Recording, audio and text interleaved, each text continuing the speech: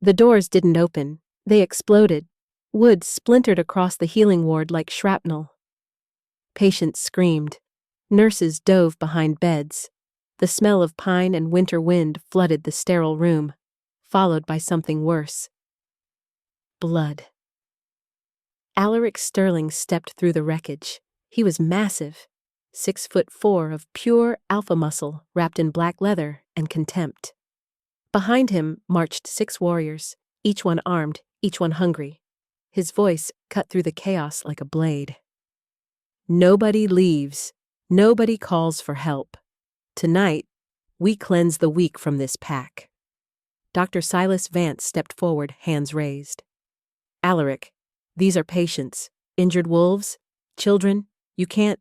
I can, I will, and you'll watch. Alaric's eyes swept the ward. Beds filled with the broken, the old, the vulnerable. Then his gaze landed on the corner. A woman sat on the floor, back against the wall.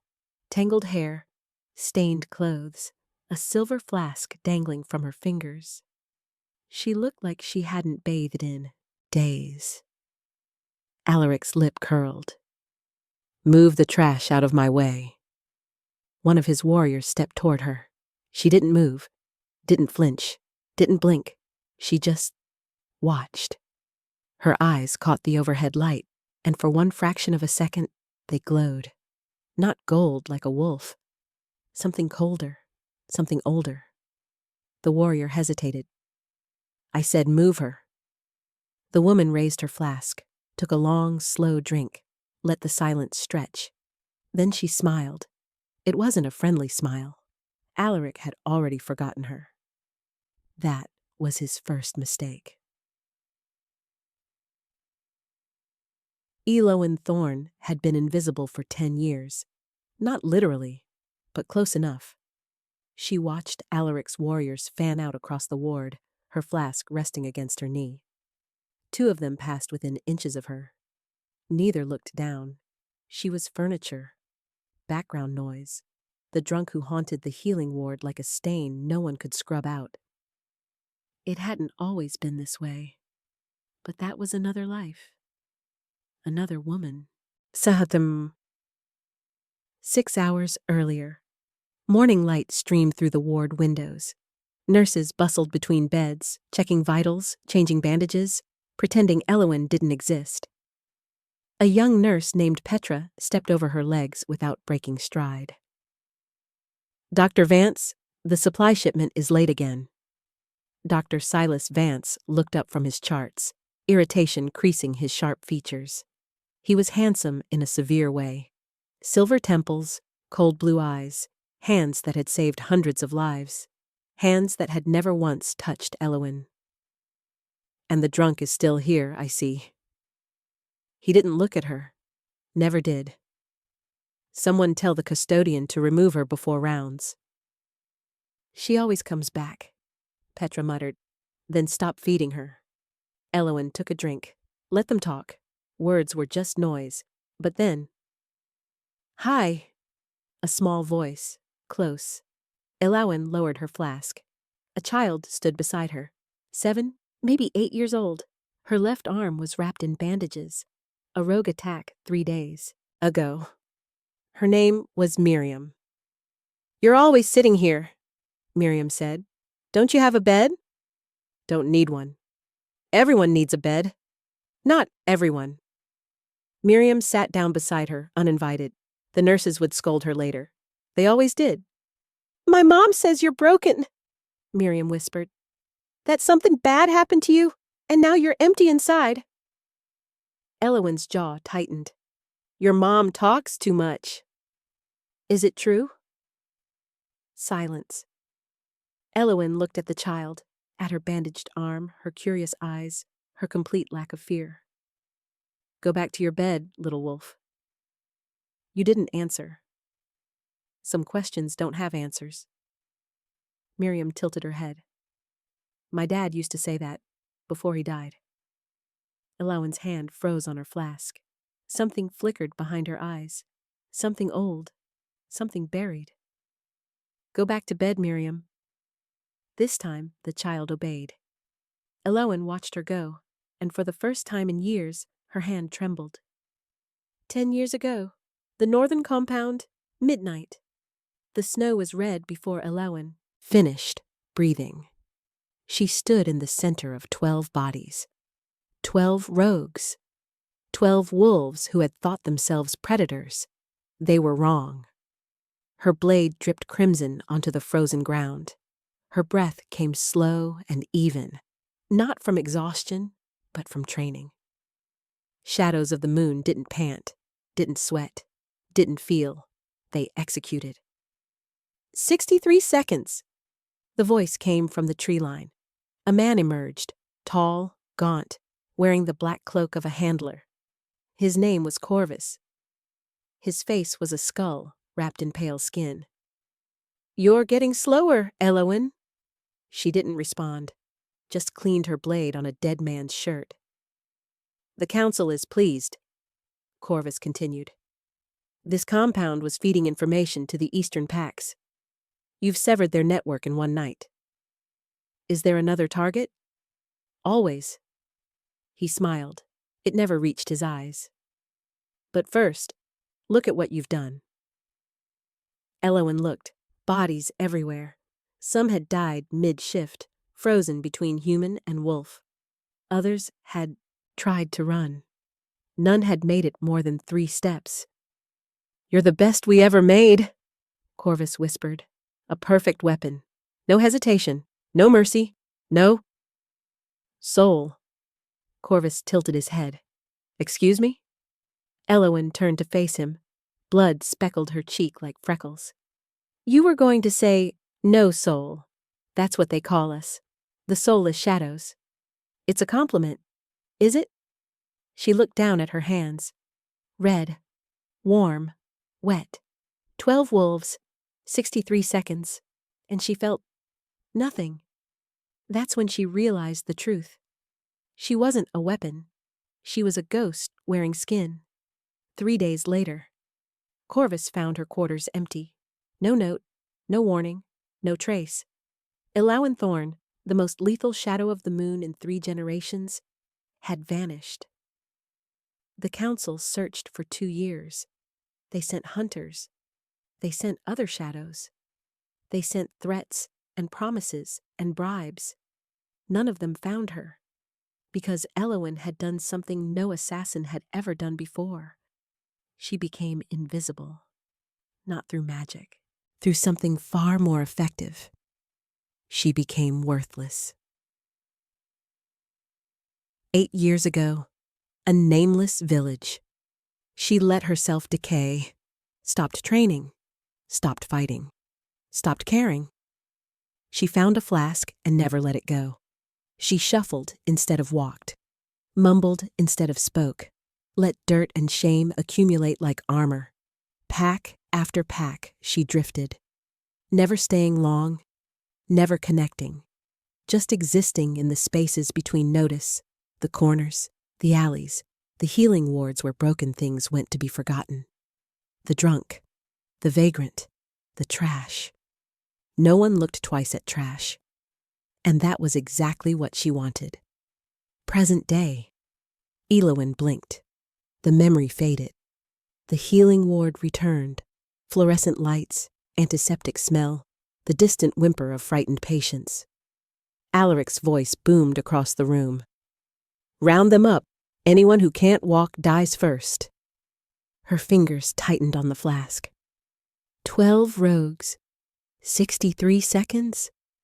That was 10 years ago. Different woman. A different life. She had promised herself she would never go back.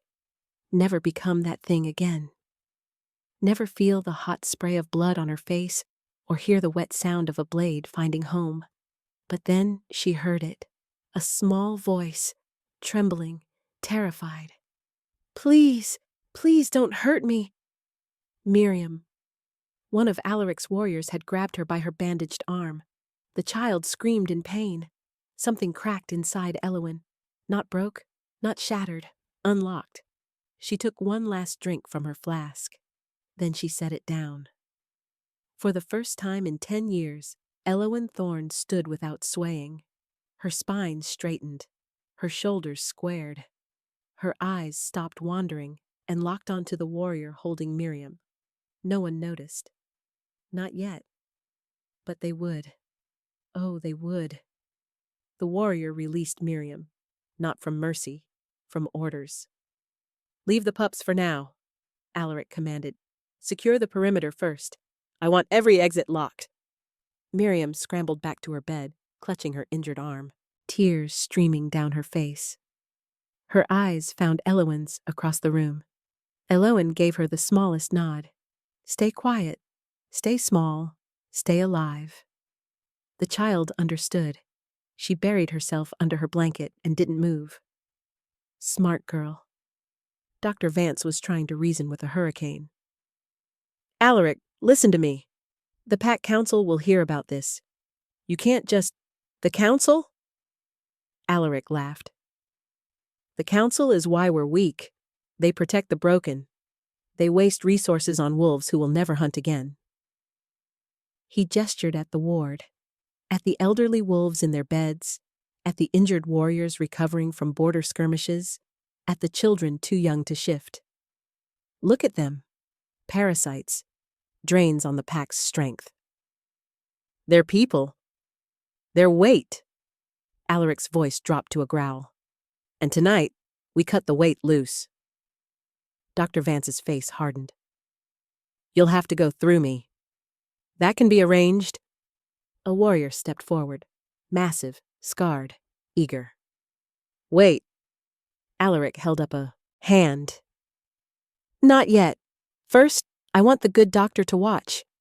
I want him to see what happens to packs that coddle weakness." He turned to his men.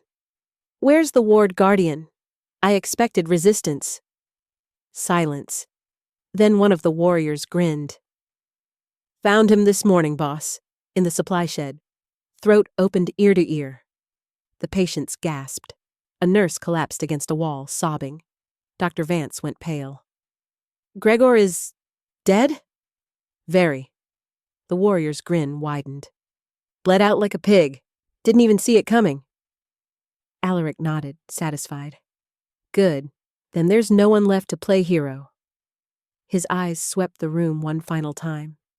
Doctors, nurses, patients, the old, the young, the broken, and in the corner, the drunk. Still sitting, still forgotten, still invisible. Elowen raised her flask, took a long drink. But her eyes weren't on Alaric. They were tracking the windows, the doors, the ventilation grates, counting exits, measuring distances, cataloging weapons. 2 scalpels on the surgical tray, ether in the supply cabinet. IV poles, weighted, metal, 6 feet long. Bone saw in the locked drawer, key on Dr. Vance's belt. The drunk took another drink and began to plan. Alaric moved to the center of the ward like a king claiming his throne. "Lock every door, bar every window. No one enters, no one leaves." His warriors obeyed.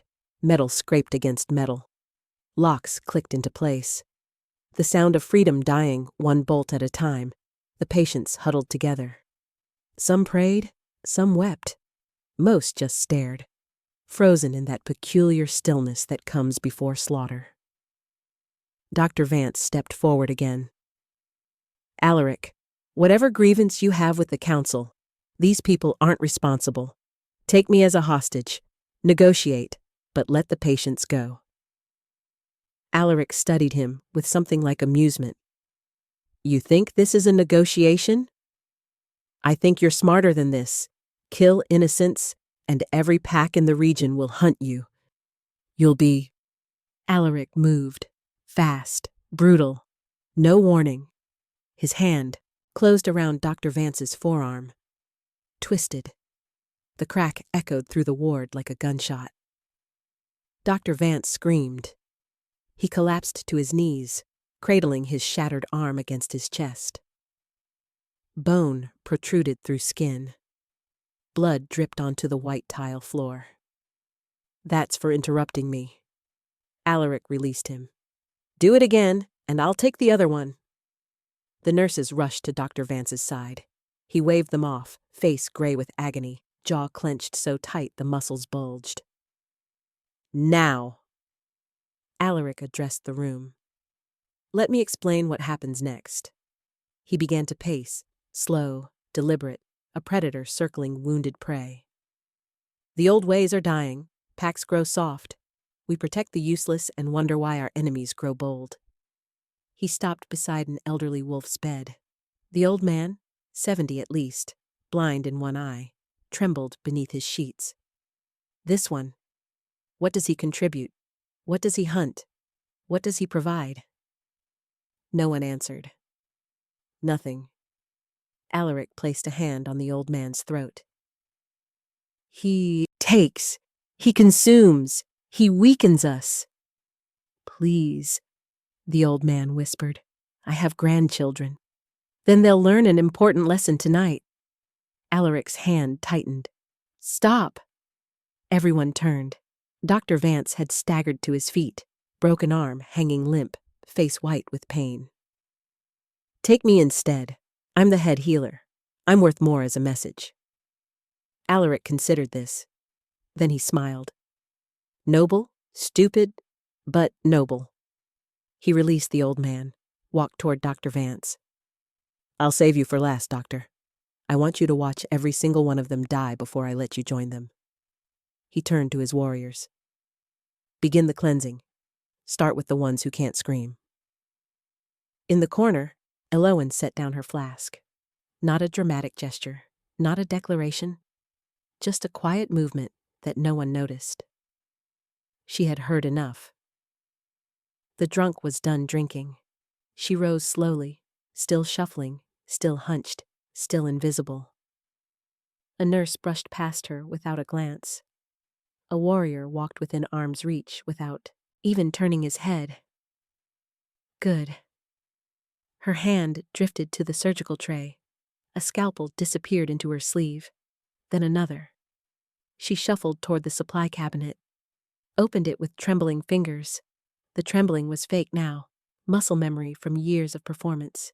Ether, gauze, surgical tape, the tools of healing. Tonight, they would serve a different purpose. Elowen Thorne melted into the shadows, and the hunt began. The first warrior died without knowing he was hunted. His name was Cade, 26 years old, 3 kills to his name. He thought himself dangerous. He was wrong. Elowen followed him into the storage corridor. Her shuffle was silent now, each footstep placed with surgical precision. 10 years of playing drunk hadn't erased the training. It had just buried it. Cade stopped at a supply closet, checking for hidden patients. Being thorough. Thorough was good. Thorough meant alone. Elowen pressed the ether-soaked gauze against his face from behind. Her other hand locked his arms. He thrashed, once, twice, then went limp. She lowered him to the floor, not dead, unconscious. She wasn't that woman anymore, not yet. She took his knife, his radio, his keys. Then she disappeared. The second warrior was named Thomas. He found Cade's body 3 minutes later. What the? Cade! He knelt beside his fallen comrade, checking for a pulse. Found one. Looked up to call for help. Elowen was already behind him. The scalpel kissed his throat, not deep enough to kill, but deep enough to warn. Scream and you die. Thomas froze. How many warriors? 6, including Alaric. Exits? All locked. Alaric has the master key. Where? Left pocket. Please, I have a family. Then you should have stayed with them. The ether rag found his face. He slumped beside Cade. 2 down, 4 to go. In the main ward, Alaric was growing impatient. Where are Cade and Thomas? A warrior named Brennan shrugged. Checking the east corridor. Want me to? No, stay here. Watch the... Doctor? Alaric's eyes swept the room. Something felt wrong. The air had changed. The shadows seemed deeper. He shook it off, Paranoia. Nothing more. Continue the preparations. I want the first execution in 5 minutes. Brennan nodded, turned toward the elderly wolf's bed. He didn't notice the drunk woman was missing. None of them did. Elowen crouched in the ventilation shaft above the ward. She could see everything. Alaric by the entrance. Brennan approaching the old man. 2 other warriors flanking Dr. Vance. 4 targets, 20 patients, 1 chance. She had promised herself she would never become the shadow again. Never feel the cold clarity of the kill. Never let the monster out of its cage. But some cages weren't meant to hold. Not when children were crying. Not when innocents were dying. Elowen gripped her scalpel and let the monster breathe. Brennan reached for the old man's throat. His hand never arrived. A scalpel embedded itself in his wrist, thrown from somewhere in the darkness. He screamed, stumbling backward, blood spraying across the white sheets. Alaric spun. What? The lights flickered. Once, twice. Then the ward went dark. Patients screamed. Warriors cursed. Someone knocked over a tray of instruments, metal clattering against tile like broken bells. Hold your positions! Alaric roared. It's just the generator. Someone... It's not the generator. The voice came from everywhere and nowhere. Cold, calm, commanding. Alaric's blood turned to ice. Who said that? Show yourself! Silence. Then, footsteps. Slow, deliberate, not shuffling anymore, not stumbling, walking. The emergency lights sputtered to life, dim red, barely enough to see, but enough. Elowen Thorne stood in the center of the healing ward. She didn't look like trash anymore. Her spine was straight, her shoulders squared. Her tangled hair framed a face carved from stone and shadow. In her hand, a scalpel gleamed like a fang. But it was her eyes that made Alaric's warriors step backward. They glowed. Not gold like a wolf, silver, like moonlight on a frozen lake, like death wearing a patient smile. You. Alaric's voice cracked. You're the drunk. I was. She took a step forward. The warriors took a step back. You locked the doors to keep the world out, Alaric. Another step. You barred the windows, sealed the exits, made sure no one could escape. Another step. She smiled. It was not a human smile. But you didn't lock the world out. You locked yourself in here. She raised her scalpel. With me. Alaric's composure cracked. Kill her. Kill her now. His warriors hesitated. 4 left, Brennan clutching his bleeding wrist, and 3 others whose names didn't matter anymore.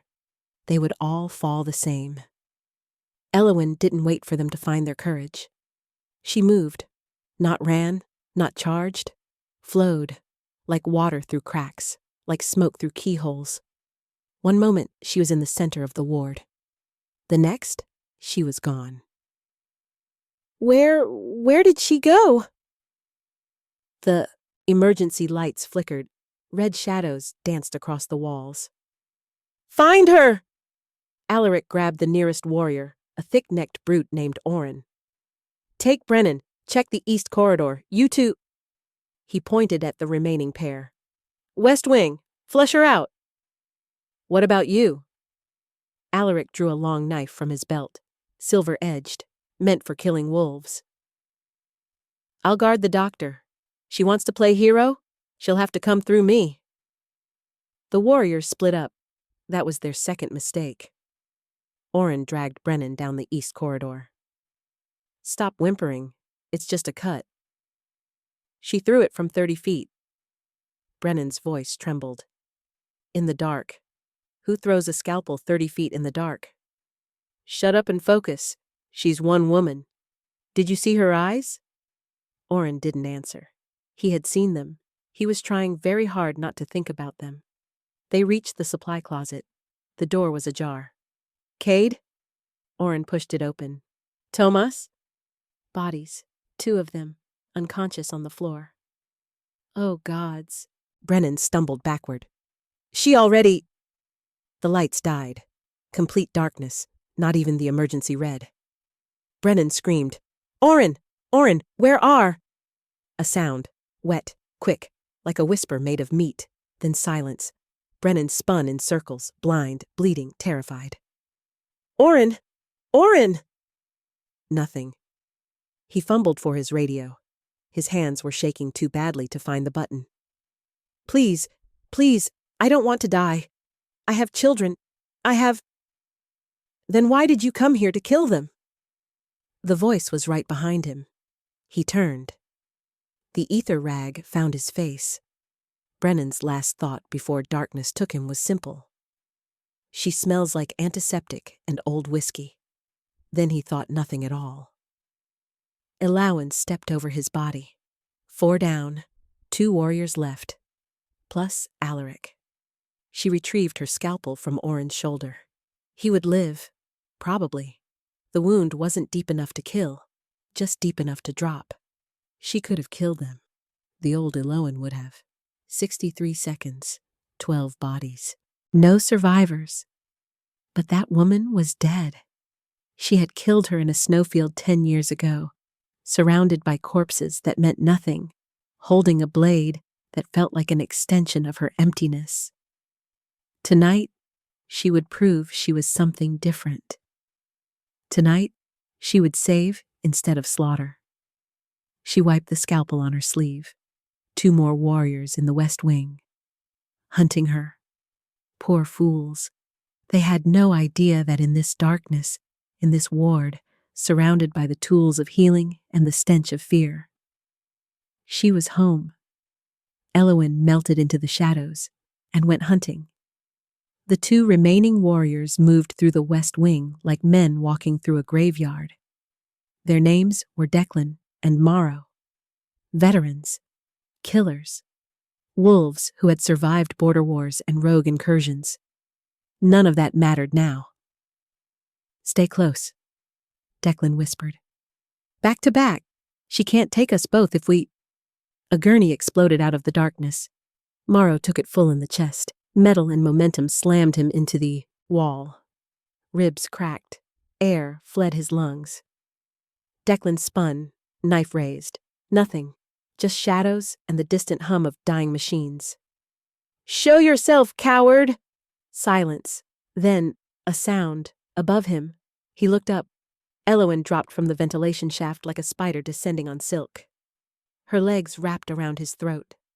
Her weight twisted. Physics did the rest. Declan hit the ground, face first. His knife clattered away. Before he could rise, an IV pole cracked across his skull. He didn't rise again. Morrow was crawling now, broken ribs grinding, blood bubbling from his lips. "Please, please." Elowen walked toward him. Slowly, no rush. The emergency lights caught her silhouette. Not a woman anymore. A war machine wrapped in human skin. "How many wolves have begged you for mercy?" Morrow coughed blood. "I was just following orders." "So were the wolves who killed my entire village." She crouched beside him. "Do you know what I learned, Morrow?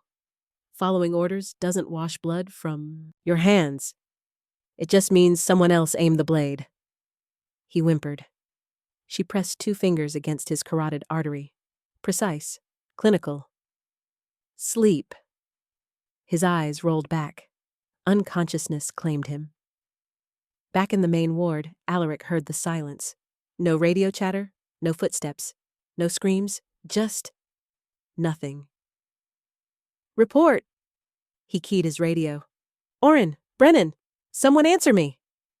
Static. The patients watched from their beds, the nurses huddled in corners. Dr. Vance sat against the wall, cradling his broken arm, eyes fixed on the shadows. Something had changed.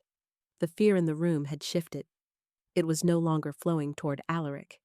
It was flowing away from the darkness. Alaric backed toward the main entrance. His hand found the master key in his pocket. This changes nothing. His voice was too loud, too sharp. She's one woman, one. An IV pole sailed out of the darkness. It missed his head by inches, embedding itself in the wooden door behind him like a javelin. Alaric froze. Then he heard it. Footsteps, not shuffling, not running, walking. Elowen emerged from the west corridor, blood on her hands, not hers, a scalpel in her right grip, an ether-soaked rag in her left. Behind her, the unconscious bodies of his entire squad littered the hallway like fallen leaves. She stopped 20 feet from him. 6 warriors. Her voice was ice and moonlight. Trained killers, armed to the teeth. She tilted her head. They lasted 11 minutes. Alaric's knife trembled in his grip. The patients stared. The nurses gaped. Even Dr. Vance, gray with pain, watched with something like awe. The drunk, the trash, the invisible woman. She had dismantled an army, and she wasn't even breathing hard. Dr. Silas Vance had seen many things in his 20 years as a healer. He had seen wolves survive wounds that should have killed them. He had seen mothers lift carriages off their children. He had seen the impossible become possible through sheer force of will. But he had never seen anything like this. Shadow of the moon. The words left his mouth before he could stop them. Elowen went still. The entire ward went still. I've read about them, Dr. Vance continued, voice strained with pain. The old texts, the histories, elite assassins trained from childhood, weapons forged in darkness. They said one shadow could kill 100 wolves before sunrise. He looked at her, really looked at her for the first time. I thought they were myths. Elowen's jaw tightened. They're not myths. They're ghosts. Most of us died on missions. The rest... She paused. The rest wished we had. You're one of them. I was. What happened? Silence stretched between them. Alaric watched from the entrance, knife raised, waiting for an opening that would never come. The patients held their breath. Elowen looked at her hands. The scalpel gleamed red in the emergency light. I killed 12 wolves once, in 63 seconds. Rogues, they told me, threats to the pack. I didn't question. I never questioned. Her voice dropped.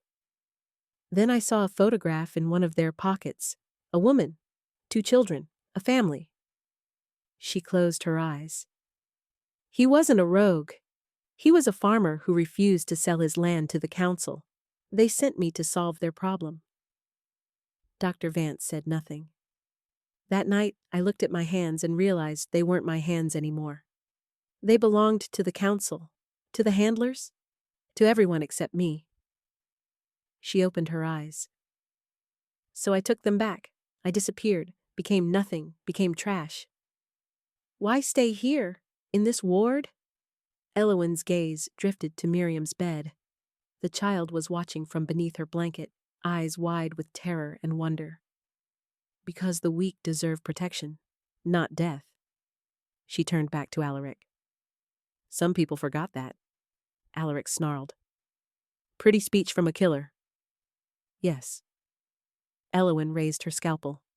I am a killer. The difference between us? I'm trying to stop. She stepped toward him. You're just getting started. Alaric smiled.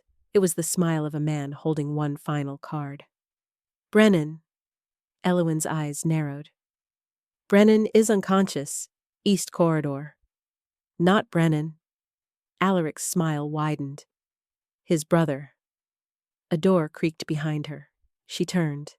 A 7th warrior emerged from the medication storage room. Younger than the others, leaner, with panic in his eyes and a knife at a child's throat. Miriam. The little girl dangled in his grip, her bandaged arm twisted behind her back, tears streaming down her face. Don't move! The warrior's voice cracked. Don't you dare move! Elowen froze. Colt! Alaric's voice dripped satisfaction. I told you to stay hidden until I called. She took out everyone, Alaric. Everyone! Colt pressed the knife harder. A thin line of red appeared on Miriam's throat. I'm not dying in this hellhole. Then use the leverage. If the shadow moves, open the brat's throat. Elowen's hand tightened on her scalpel. 20 feet. Too far for a guaranteed throw. The angle was wrong. Miriam was too small, too fragile. One twitch of Colt's hand and Elowen. Miriam's voice, small, trembling, but not broken. You said some questions don't have answers. Elowen's breath caught. But I think, the child swallowed, I think you know the answer to this one. Their eyes met, and Elowen understood. Trust me. She exhaled. Her hand moved. The scalpel flew, not at Colt's chest, not at his throat, at his hand, the one holding the knife. The blade embedded itself between his knuckles with surgical precision. Colt screamed. His grip released. Miriam dropped. Elowen was already moving. She crossed 20 feet in less than a second, a blur of shadow and violence. Her palm struck Colt's throat. Her knee shattered his kneecap. Her elbow cracked his temple. He collapsed like a puppet with severed strings. Miriam scrambled backward, sobbing. A nurse rushed forward to grab her, pulling her to safety.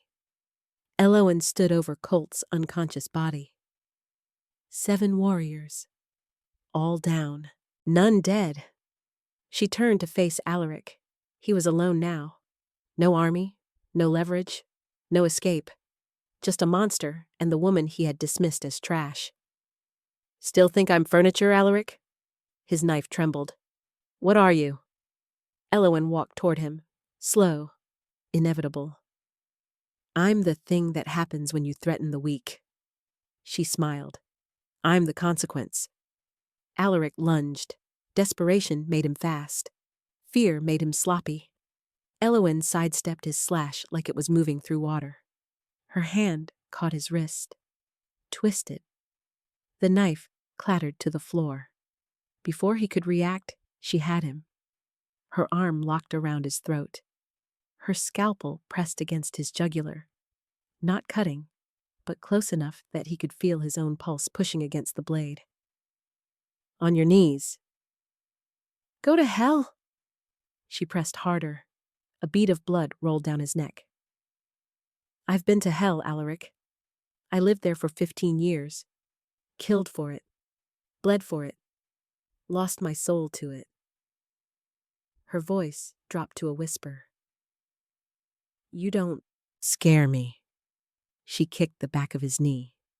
He dropped. The ward was silent. Patients stared. Nurses clutched each other. Dr. Vance watched with something between horror and fascination. Alaric knelt in the center of the room, the alpha who had come to cleanse the weak, now on his knees before the woman he had called trash. Do it, he spat the words. Kill me. Be what you are. What I am. Elowen circled him slowly. The scalpel never left his throat. You don't know what I am. You don't know what I've done. You don't know the faces I see when I close my eyes. She stopped in front of him. I could open your throat right now. Watch you bleed out on this floor. It would be easy. It would be fast. Her eyes met his. It would be mercy. Alaric's face twisted with confusion. But I'm not in the mercy business anymore. Not for men like you. She grabbed his jaw, forced his head toward the patients, toward the elderly wolf he had threatened, toward the children he had terrorized, toward every broken soul he had come to murder. Look at them. I don't... Look. He looked. These are the people you came to kill. The weak, the broken, the parasites. Her grip tightened. Now you're going to tell them why. What? Confess. The scalpel pressed deeper. Every crime, every murder, every innocent wolf you've slaughtered in the name of your twisted crusade. You're going to tell them everything. I'll never... Then I'll start cutting pieces off until you change your mind. Silence. Alaric's breath came in ragged gasps. His eyes darted around the room, searching for escape, finding none. Death is easy, Alaric. Elowen's voice was soft now, almost gentle. I know.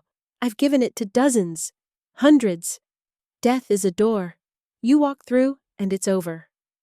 She leaned close. But living with what you've done? Watching their faces every time you close your eyes? Carrying that weight until it crushes you? She smiled. That's punishment. Alaric's shoulders sagged.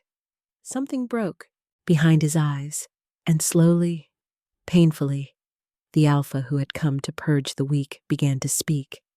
Every murder, every raid, every family destroyed in the name of strength. The patients listened, the survivors remembered, and Elowen Thorne stood in the shadows, scalpel still ready, watching the monster confess his sins. She had not become death tonight. She had become something worse. Judgment. Dawn came slowly to the healing ward.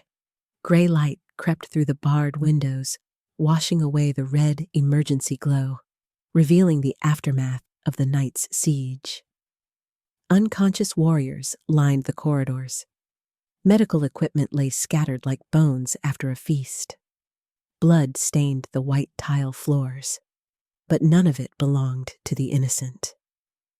Alaric Sterling knelt where he had fallen, wrists bound with surgical tubing, voice hoarse from hours of confession. He had spoken until he had nothing left. Every crime, every victim, every sin. The patients had listened. Some had wept. Some had raged. All of them had remembered. The pack enforcers arrived at sunrise. 12 wolves in formal gray, led by a stern-faced woman named Commander Isolde Marsh. She surveyed the ward with cold efficiency. The bound Alpha, the unconscious warriors, the impossible scene of carnage without death. Report. Dr. Vance stepped forward, his broken arm now splinted and bound against his chest. Alaric Sterling led an assault on the healing ward with intent to murder patients. 7 warriors, all neutralized. He paused. None killed. Commander Marsh's eyebrow rose. None. Who did this? Silence. Dr. Vance glanced toward the corner of the ward, the corner where the drunk always sat, the corner that was now empty. A guardian.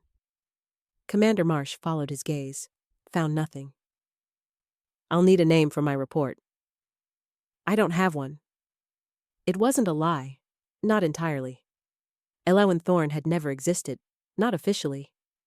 The shadows of the moon kept no records, left no traces.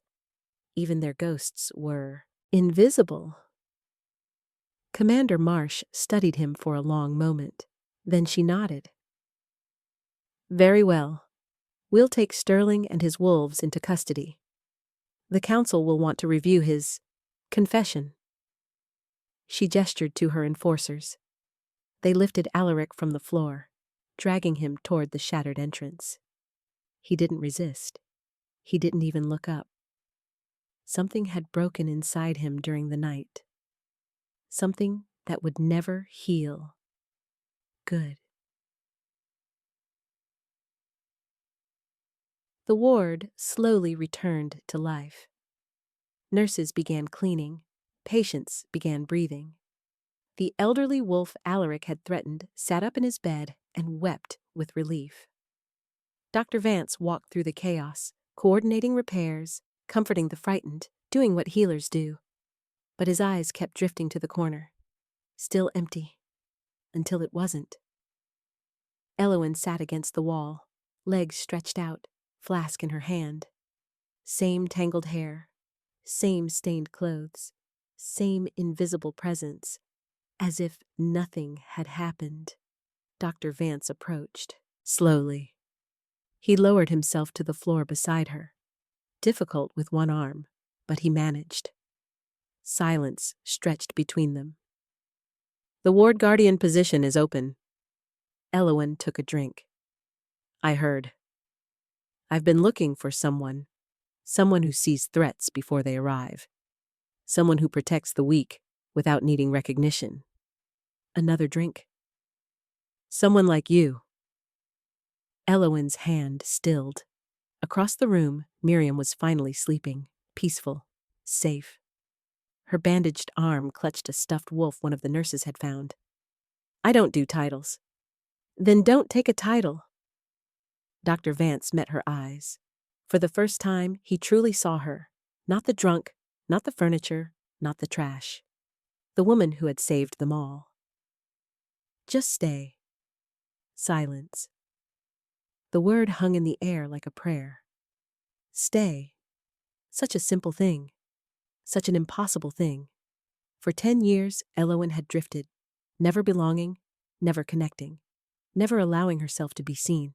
But here, in this ward of broken things, surrounded by the weak, and the wounded, and the forgotten, maybe she had finally found her place. She looked at Miriam. She looked at the patients. She looked at the corner that had been her prison for so long. Then she set down her flask. Dr. Vance blinked. Elowen leaned her head back against the wall and closed her eyes. I could use some coffee. It wasn't a yes, but it wasn't a no. Dr. Vance smiled. I'll see what I can find. He stood and walked away. And Elowen Thorne, the shadow of the moon, the invisible woman, the drunk who had saved them all, sat in her corner and let herself rest. For the first time in 10 years, she wasn't running.